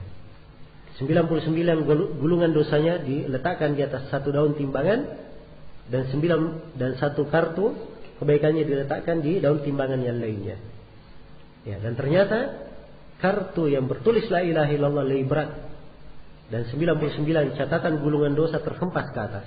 Ini menunjukkan ada naik turun. Ini menunjukkan bahwa timbangan itu ada tiang menyangganya. Ya, itu yang disebut dengan lisan. Ya, karena itu sejumlah dari as-salaf menyebutkan bahwa timbangan itu memiliki apa? Lisan. Maksudnya memiliki tiang penyangga. Lisan dalam bahasa Arab itu bukan lisan berbicara ya. Lisan yang dimaksud di sini adalah apa? Tiang penyangga. Karena lisan dalam bahasa Arabnya itu punya dua makna. Lisan berbicara dan lisan apa? Timbangan itu. Ini jangan diartikan lisan berbicara, tapi tiang yang apa? Yang menyangga timbangan tersebut. Baik. Kemudian di antara hal yang wajib kita imani bahwa yang ditimbang itu pada kebanyakan ayat dan hadis adalah amalan-amalan. Faman thaqulat mawazinuh faulaika humul muflihun. Siapa yang berat timbangannya, mereka lah yang beruntung. Waman khaffat mawazinuh faulaika alladziina khasiru anfusahum. Siapa yang ringan timbangannya, mereka inilah orang-orang yang merugikan diri mereka sendiri. Iya. Jadi amalan-amalan yang ditimbang. Dan di sebagian riwayat hadis disebutkan bahwa yang ditimbang catatan amalan. Seperti saya sebutkan tadi hadis tentang kartu itu. 99 catatan dosa ditimbang dengan apa? Satu kartu catatan kebaikannya. Nah, dan di sebagian riwayat yang ditimbang orangnya langsung. Yang ditimbang adalah apa? Orangnya langsung yang ditimbang. Iya.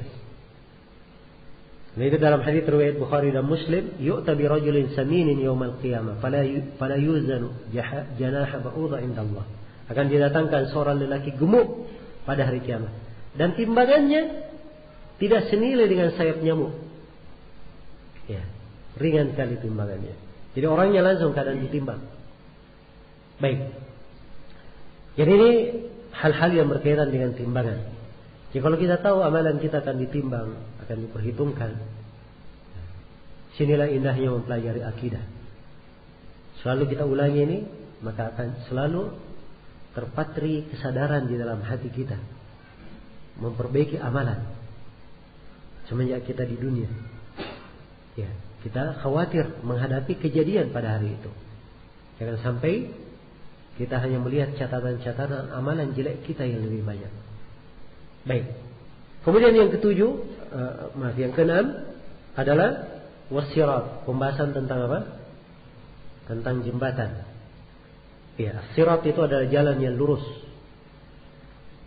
Tidak ada bengkoknya, tidak ada lubangnya. Ya.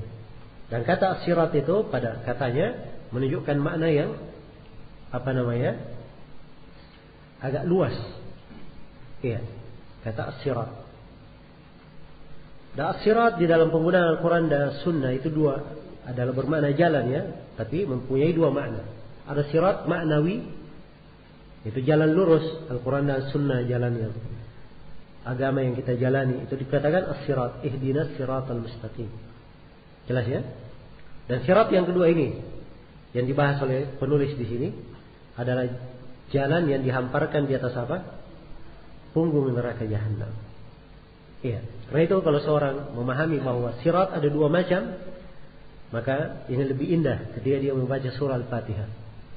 Dia berdoa, ihdinas siratal mustaqim, ya Allah berilah hidayah kepada kami menuju kepada sirat al-mustaqim. Dia minta dua sekaligus, kelurusan jalannya di dunia dan keselamatannya ketika melewati apa? Jembatan pada hari kiamat. Iya. Baik. Sirat ini diterangkan dalam sebagian riwayat lebih halus dari rambut, lebih tajam dari pedang, sangat licin sekali. Iya. Di tengah-tengahnya ada seperti duri-duri sakdan yang menyambar-nyambar. Ya. Kira-kira siapa yang bisa lewat? Ya. Kalau dipikir, tentunya tidak tergambar siapa yang bisa lewat. Tapi Rasulullah SAW menyebutkan bahwa ada yang melalui jembatan ini seperti kilat, ada yang seperti angin kencang. ada yang seperti kuda berlari kencang, ada yang seperti orang berlari, ada yang berjalan, ada yang merangkak. Orang melewatinya sesuai dengan amalannya. Iya. Dan yang tidak bisa melewatinya, ini as-sirat, dia di mana? Dihamparkan di atas punggung neraka Jahannam. Di bawahnya adalah apa? Neraka Jahannam wal-iyadhu billah. Iya. Jadi digambarkan saja. Ya, bagaimana melalui as-sirat tersebut dengan kondisi yang seperti itu.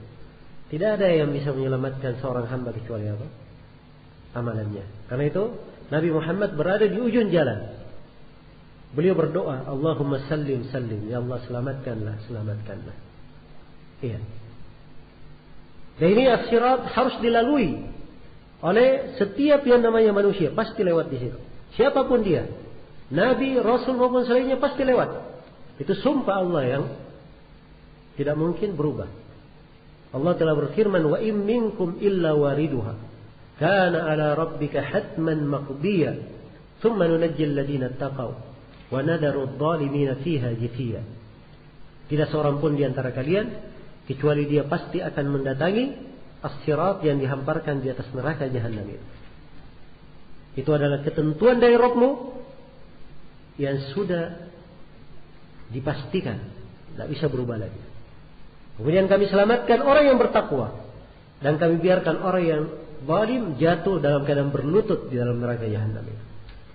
Nah, baik. Jadi ini tentang as-sirat, tentang apa? Jembatannya. Baik. Jadi fase hari kiamat itu ada alam kubur, dibangkitkan di padang mahsyar, telaga, kemudian syafaat, setelah itu timbangan, dia terima catatan, hisab, dan timbangan, kemudian ada kegelapan setelahnya, ditentukan ya golongan kanan dan kiri, golongan yang menuju ke surga dan ke neraka, kemudian melalui sirat, setelah itu surga atau neraka. Surga atau apa? Neraka. Baik, ini kesimpulan dari kejadian pada hari kiamat.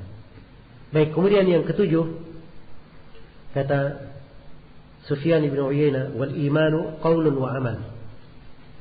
Dan kita wajib mengimani, atau dari pokok sunnah yang ketujuh adalah meyakini bahwa iman itu ada ucapan dan ada apa? Amalan. Iman ada ucapan dan ada amalan. Ini rangkaian keimanan ya. Dan ucapan itu ada dua macam. Ya. Sebagian ulama menyebut tiga. Ada ucapan lisan, ucapan hati, atau ucapan ada dua, ucapan lisan, ucapan apa? Ucapan hati. Dan amalan ada tiga. Ada amalan lisan, amalan hati, dan amalan anggota tubuh. Iya. Baik. Kalau diketahui bahwa ucapan dan amalan berkaitan dengan hati juga, maka ini tidak bertentangan dengan para ulama yang mengatakan bahwa iman itu adalah ucapan dengan lisan, keyakinan dengan hati, dan amalan dengan apa? Anggota tubuh. Ada yang membahasakan bahwa iman ada tiga. Keyakinan, ucapan, dan apa? Amalan. Dan ini tidak bertentangan ya, sebab maknanya sama. Maknanya sama. Baik, dan itulah keimanan. Ya. Keyakinan itu adalah bagian dari keimanan. Amalan adalah bagian dari keimanan. Ucapan lisan bagian dari keimanan. Tidak boleh dikeluarkan dari keimanan. Siapa yang mengeluarkan amalan dari keimanan, itu adalah kelompok murji'ah. Kelompok yang menyimpang. Iya, dari kalangan apa? Murji'ah. Jelas ya? Banyak sekali dalil yang menunjukkan bahwa iman terangkai dari tiga hal. Di antaranya adalah firman Allah Subhanahu wa taala, "Wa ma umiru illa liya'budullaha mukhlishina lahud-din hunafa wa yuqimus salata wa yu'tuz zakata wa dzalika dinul qayyimah." Tidaklah mereka diperintah kecuali untuk beribadah kepada Allah dengan mengikhlaskan agama hanya untuknya. Mengikhlaskan agama hanya untuknya. Sebagai orang-orang yang hanif, condong kepada tauhid, meninggalkan kesyirikan. Menegakkan salat dan apa? Mengeluarkan zakat. Perhatikan. Disebut keikhlasan, disebut ibadah umum ya. Keikhlasan disebut menegakkan salat, mengeluarkan zakat. Salat ada amalan lisannya, ada amalan hatinya, dan ada amalan anggota tubuhnya.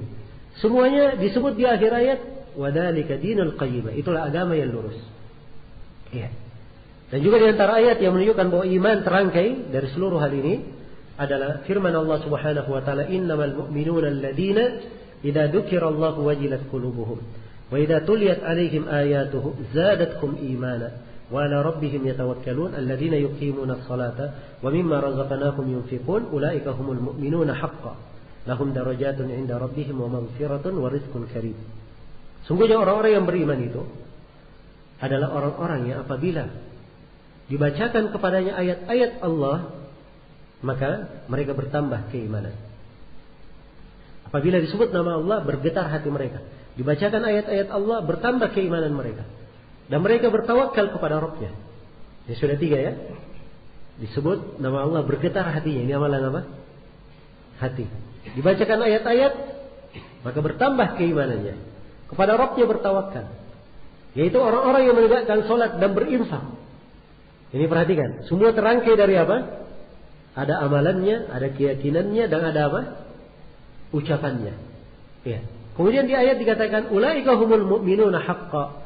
Mereka inilah orang-orang yang beriman dengan sebenar-benar keimanan. Dengan sebenar-benar keimanan. Dan dari hadits Nabi sallallahu alaihi wasallam yang menunjukkan rangkaian iman ini adalah sabda beliau sallallahu alaihi wasallam, "Al-imanu bid'un wa sab'una syu'bah. A'laha qawlu la ilaha illallah wa adnaha imatatul ada anit tariq wal haya'u syu'batun minal iman." Iman itu 73 sampai 79 cabang. Paling tingginya ucapan la ilaha illallah, paling rendahnya menyingkirkan gangguan dari jalan, dan rasa malu adalah bagian dari apa? Keimanan. Disebut 3 mewakili keimanan itu. Mewakili cabang-cabang keimanan. Yang pertama ucapan la ilaha illallah. Ini ucapan ya. Yang kedua amalan, menyingkirkan gangguan. Dan yang ketiga adalah apa? Rasa malu. Ya, dan rasa malu ini amalan apa? Amalan hati. Ya. Tampak pengaruhnya di badan. Nah itu kadang seorang kalau punya malu dalam hatinya, kadang terlihat pada mukanya memerah, ya, gerak-geriknya. Jelas ya? Ya, kalau tidak ada rasa malu dalam hatinya, tidak mungkin kelihatan pengaruhnya di badan. Baik. Jadi inilah keimanan. Dia terangkai dari 3 hal ini. Kemudian perlu diketahui bahwa iman itu bisa bertambah dan bisa apa? Bisa berkurang. Bertambah dengan ketaatan, berkurang dengan apa? Berkurang dengan kemaksiatan. Baik, ini pokok keyakinan ahli sunnah berkaitan dengan masalah iman secara ringkas. Ya, waktu membatasi kita ya, jadi saya banyak meringkas sekarang ya. So untuk materi ini, ya memang waktunya hanya pada hari ini saja.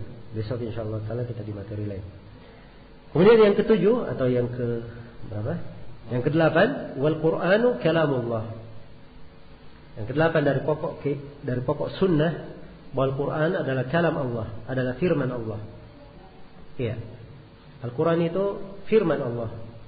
Dan firman Allah adalah dari sifat Allah Subhanahu wa taala. Ya. Allah menyebut dirinya dengan sifat-sifat yang agung. Iya. Dengan sifat-sifat yang agung. Kita wajib menetapkan sifat-sifat tersebut. Nah, dan dari sifat Allah adalah sifat berbicara. Allah berbicara kepada para nabi.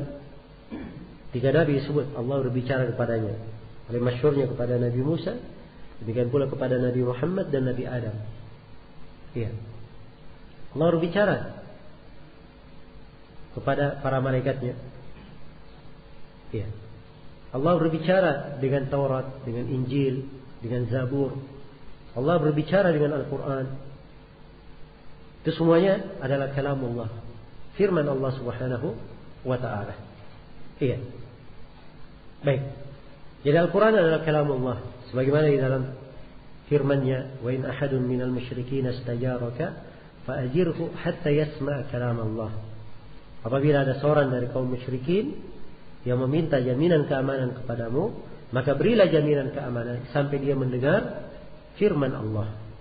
Sampai dia mendengar firman Allah Subhanahu wa ta'ala. Maka disebut kalamullah, firman Allah. Iya. Dan ini para ulama khususnya di masa Ibnu Uyainah menegaskan hal ini. Ya, sebab di masa itu mulai muncul orang-orang yang mengatakan bahwa Al-Quran adalah apa? Adalah makhluk. Dan ini adalah kekafiran yang sangat nyata. Ya, karena itu kelompok Jahmiyah yang berpemahaman bahwa Al-Quran itu makhluk dikafirkan oleh banyak ulama.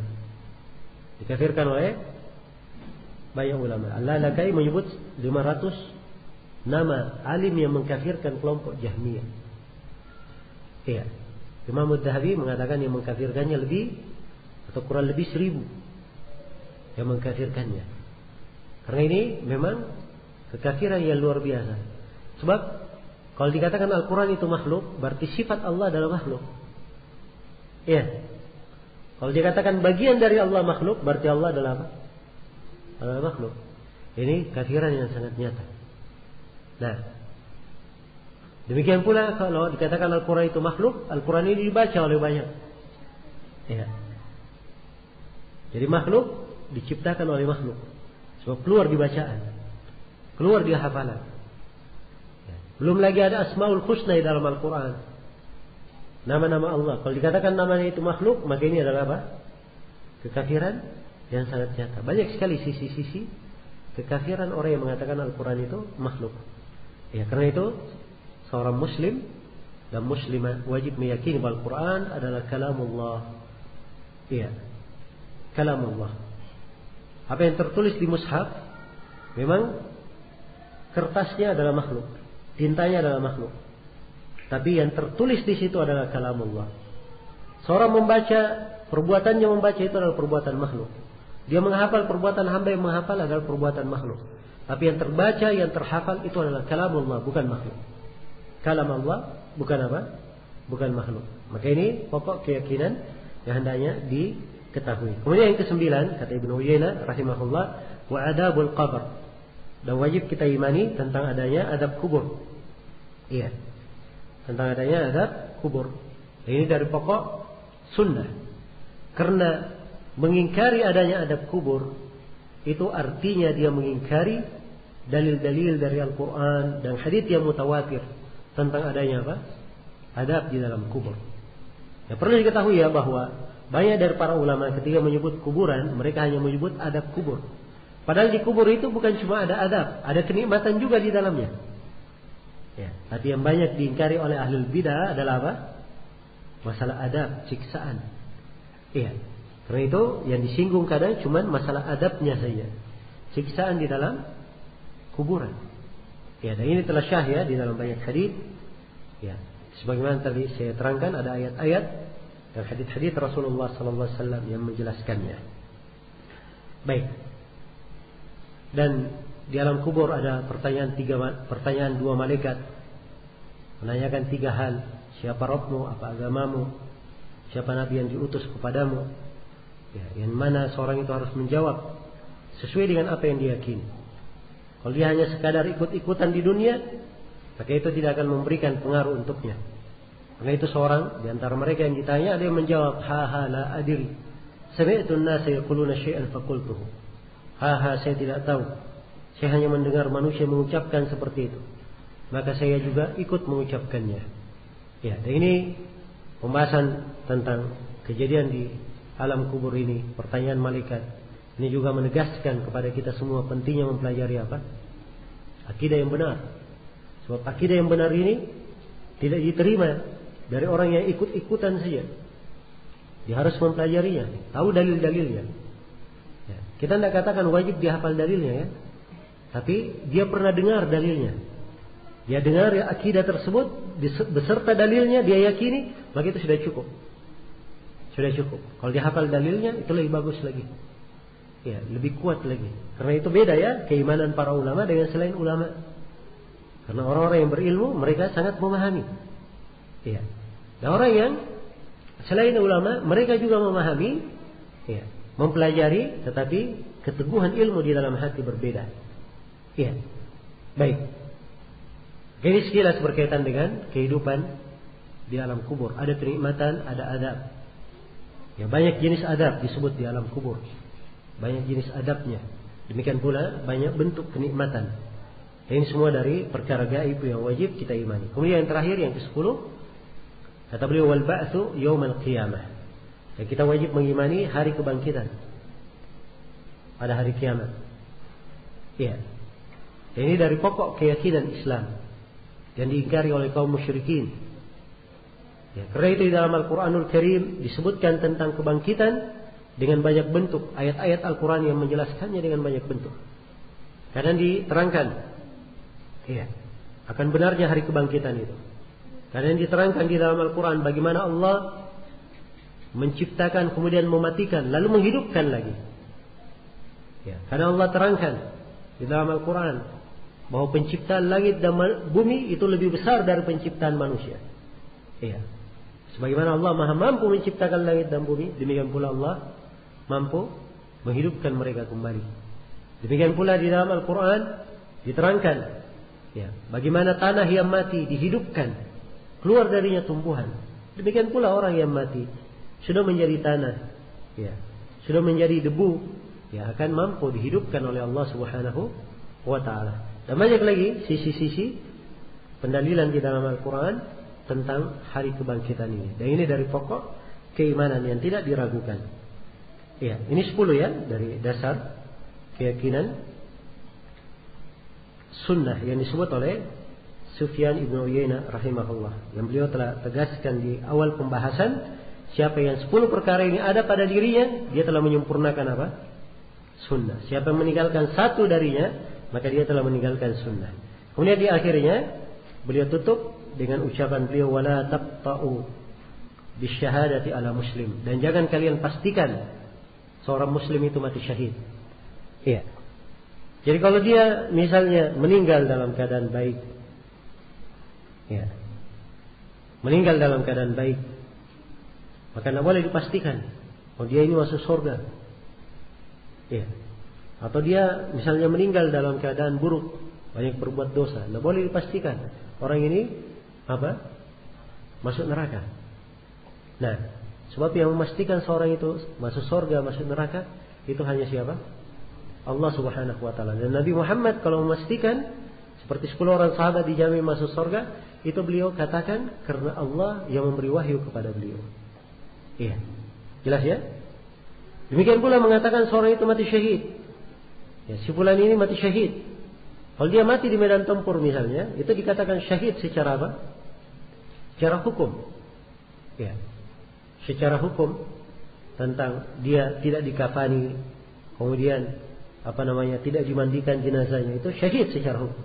Tapi memastikan bahwa ini pasti penduduk surga, mati syahid penduduk surga. Nah, ini tidak ada yang memiliki hak yang seperti ini kecuali Allah Subhanahu wa Ta'ala. Nah, ini yang dimaksud oleh Sufyan ibn Uyainah rahimahullahu ta'ala. Baik, dengan ini selesai sudah ya pembahasan kita mengkaji keyakinan Sufyan ibn Uyainah rahimahullahu ta'ala. Dan seperti yang kita telah kaji tadi, mungkin pembahasan kita agak ringkas ya pada kali ini. Tapi saya harapkan ini adalah renungan-renungan dan kembali menyegarkan pada kita semua pentingnya untuk mempelajari akidah salaf. Pentingnya selalu mengulangi ilmu akidah, sebab di dalamnya terdapat berbagai ilmu yang sangat sulit sekali untuk dinilai harganya, sangat besar sekali manfaatannya untuk seorang hamba. Semoga Allah Subhanahu wa Ta'ala menjaga kita semua di atas akidah tauhid dan menjaga kita semua di atas keyakinan yang benar di kehidupan dunia, di kehidupan di alam kubur, dan di kehidupan tatkala kita semua kembali menghadap kepada Allah Subhanahu wa Ta'ala. Innahu waliyyu dzalika wa huwa jawadun karim wallahu ta'ala. Baik. Sudah lewat waktu ya. Gimana? Dijawab pertanyaannya. Sudah lewat 5 menit. Ya enggak apa-apa, saya tergantung peserta.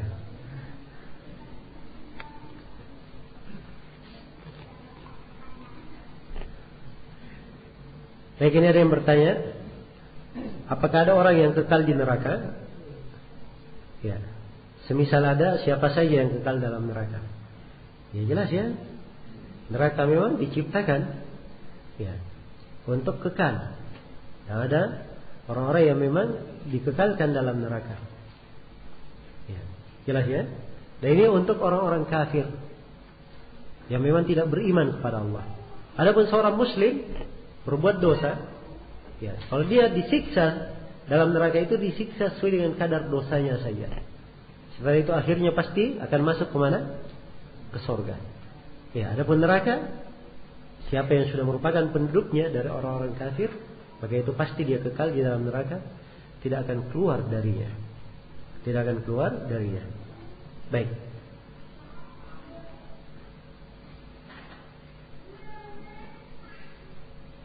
Yuriduna an yakhruju minan nari wa ma hum bikharijin minha wa lahum adzabun muqim. Mereka ingin keluar dari neraka. Ini tentang orang kafir ya, mereka ingin keluar dari neraka. Dan mereka tidak akan bisa keluar darinya. Dan untuk mereka siksaan yang kekal. Untuk mereka siksaan yang kekal.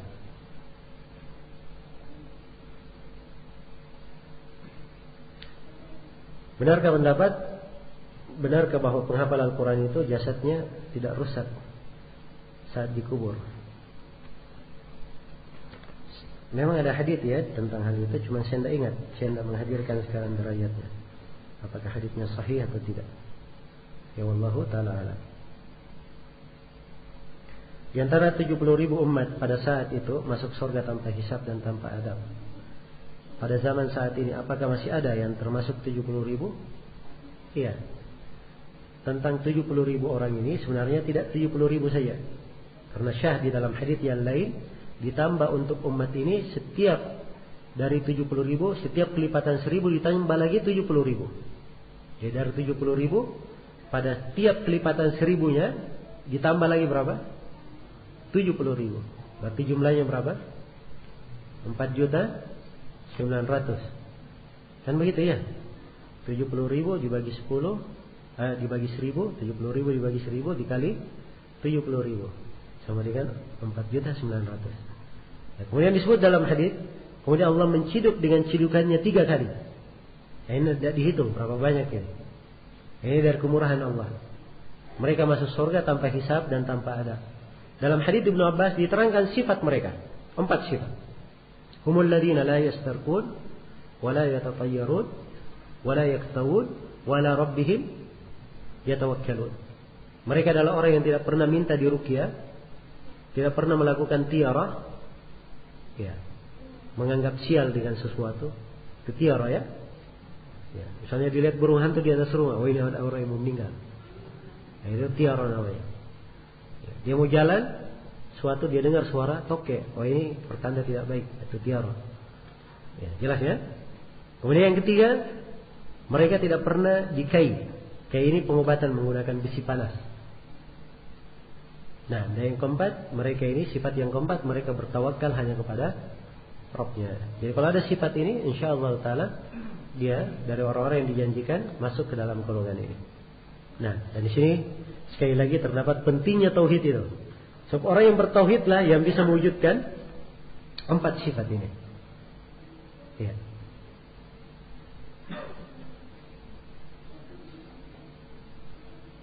Bagaimana tentang keadaan orang yang mengalami kekurangan fisik sejak lahir? Kita meyakini itu sudah takdirnya. Ya memang harus diyakini bahwa itu sudah takdirnya. Allah Subhanahu wa taala memberikan pilihan yang terbaik untuknya. Mungkin kalau dia dalam kondisi sehat, banyak mungkin hal-hal yang jelek yang akan dia lakukan. Tapi kondisi kekurangan seperti itu, mungkin dia tertahan tidak bisa melakukan apa? Banyak hal yang jelek yang dilakukan oleh orang-orang sehat mungkin. Ya, jadi seorang kalau dia mengimani takdir Allah Subhanahu wa taala itu indah sekali. Nah, alhamdulillah.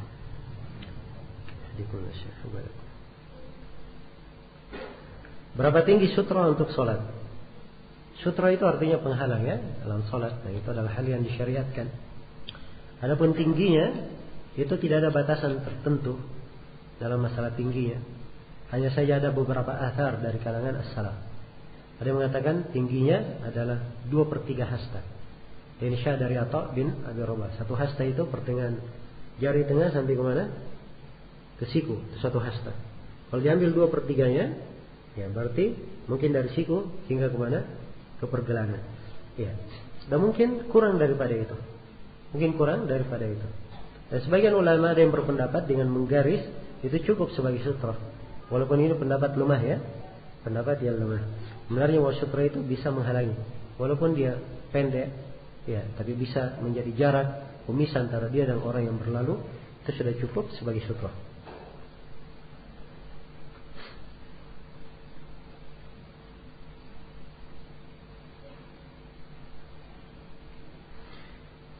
Syafaat dari Rasulullah sudah ditentukan. Tapi bagaimana dengan seorang yang selalu minta syafaat Rasulullah dengan membaca Al-Fatihah lebih dahulu?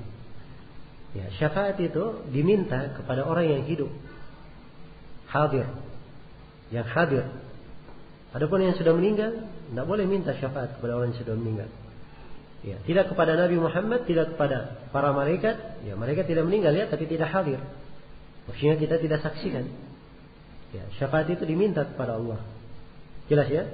Kalau sekarang ada yang meminta, ya Nabi Muhammad berilah syafaat kepadaku, ini tergolong dia berbuat kesyirikan. Karena dia meminta kepada selain Allah namanya. Tapi kalau dia memohon kepada Allah, dia berkata, ya Allah, jadikanlah Nabi Muhammad sebagai orang yang mensyafaatiku kelak di kemudian hari. Ini tidak apa-apa, bagus. Doa yang seperti ini.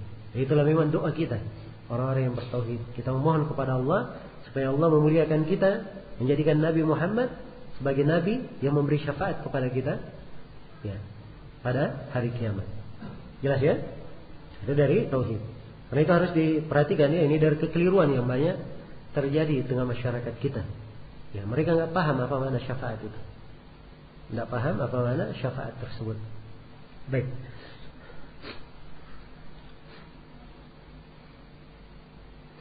Bagaimana membedakan angan-angan dan cita-cita dan takdir yang kita dapatkan sekarang? Yang angan-angan itu adalah sesuatu yang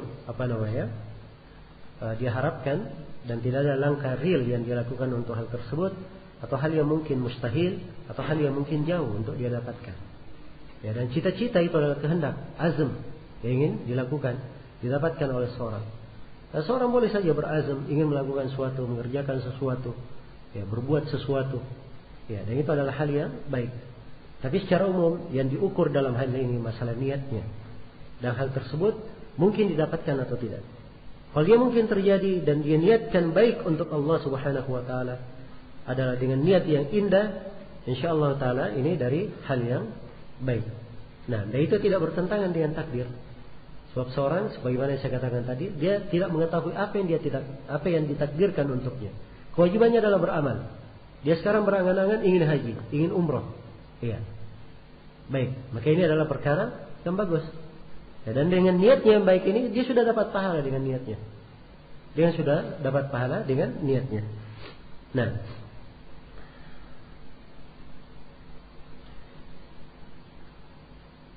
semua umat Islam masuk surga, apa maknanya? Semua umat Islam yang benar keislamannya, itu benar apa? Masuk surga. Tapi kalau dia hanya mengaku Islam, perbuatannya menyelisih keislamannya, ya, atau dia melakukan perbuatan-perbuatan yang membatalkan keislaman, maka ini tidak akan masuk surga. Ingat ya, kalimat la ilaha illallah itu ada konsekuensinya. Karena itu kaum munafikin mereka mengucapkan la ilaha illallah. Ya, Abdullah bin Ubay bin Salul mengucapkan apa? La ilaha illallah. Ya.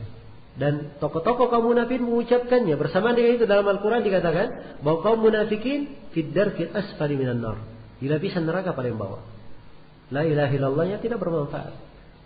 Karena ucapan la ilaha illallahnya itu menyelisih perbuatannya. Iya. Apa yang dia ucapkan menyelisih hatinya. Maka ini adalah hal yang tidak diterima. Karena itu sekali lagi, kalau dia Islam betul di atas keislaman yang benar, tidak melakukan pembatal-pembatal keislaman, maka dia pasti masuk surga. Nah, itu maknanya ya. Nah, itu yang dimaksud. Umat Islam pasti masuk surga.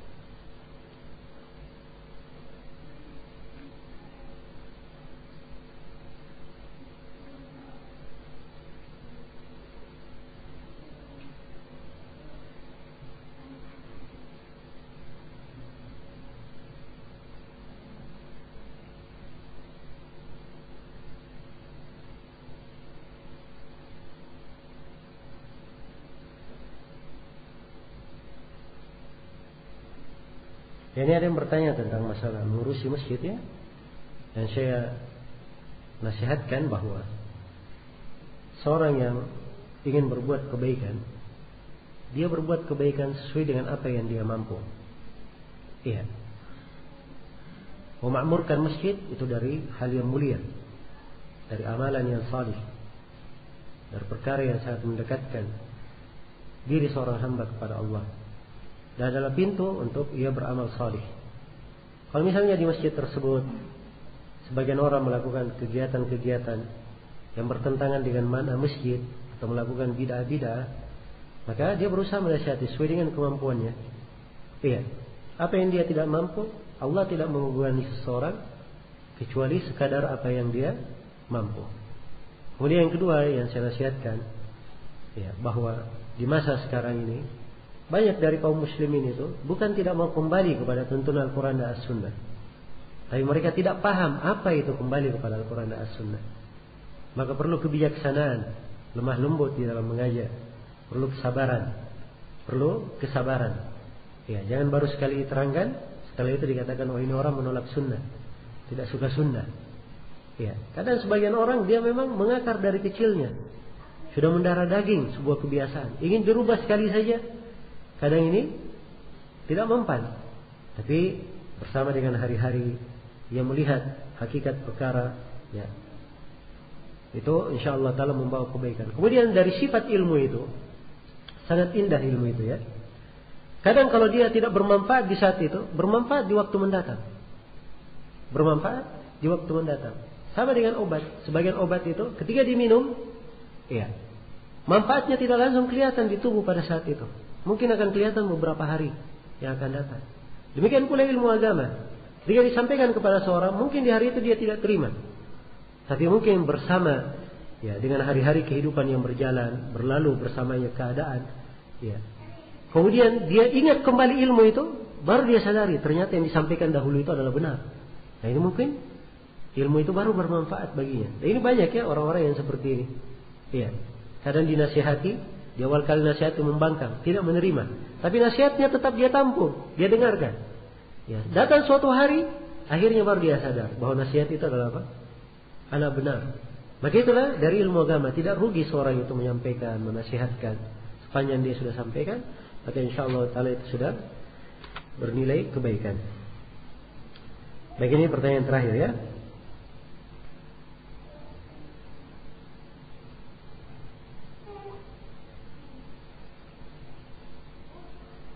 Jika berniat bersedekah untuk anak yatim, tapi belum menemukan atau mendapatkan informasi yayasan anak yatim yang dikelola bermanhaj salaf, apakah boleh bersedekah pada lembaga-lembaga yang dikelola oleh umum?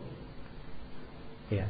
Kalau memang diyakini bahwa lembaga tersebut, ya, untuk anak-anak yatim, tidak ada masalah ya.